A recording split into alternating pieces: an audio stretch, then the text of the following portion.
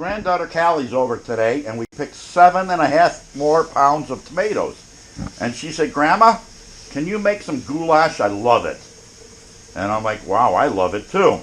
I don't know about Rupert. So we got 7.5 pounds, and we still got another picking out there. We got so many of these early girl tomatoes, I'll never plant them again. It's just crazy. This is the 5th picking, and we made sauce, we made goulash, we made more sauce, we made all the kinds of stuff. We're still going to make salsa and chili. And some chili. We got about another 15 pounds of these on the thing that are starting to ripen. So that's my granddaughter Callie, and she's helping make the sauce before. And there you see the pieman in the background. Callie, the granddaughter, still cutting tomatoes. Got hamburger and onions frying up. Water's on for the noodles, and then the blanching of the tomatoes where they drop in there and then peel the skins off easy.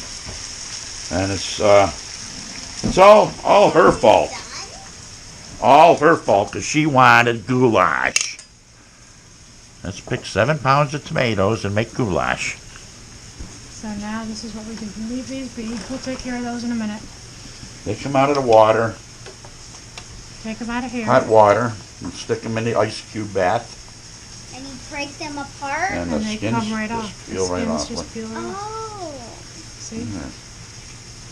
So when your hands are clean and sanitized, like I know they are, you'll see how the skins come right off. And you guys are making the best goulash on the planet. And then you use your knife.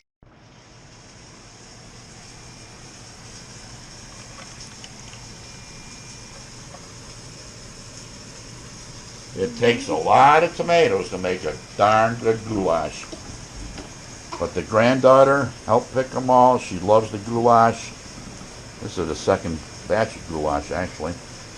And we got so many tomatoes out there, they're coming out our ears, and they just keep coming. And here's the onions and everything going. The rest of the tomatoes are in the hot water, ready to be dropped into the ice bath. No.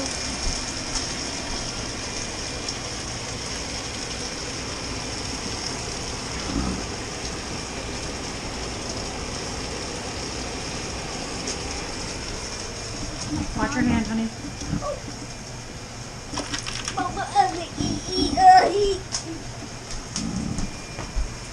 There's enough ice in there. And that breaks the skins loose. I forget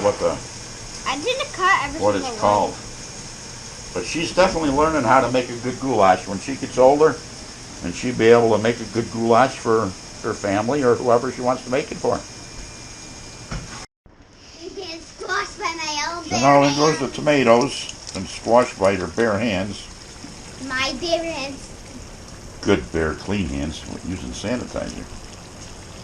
So Grandma could not make just a little bowl of goulash. By the time the noodles go, this is going to be another ton of goulash. I just regularly from. But it's really, really good. We love it here at the Vineyard.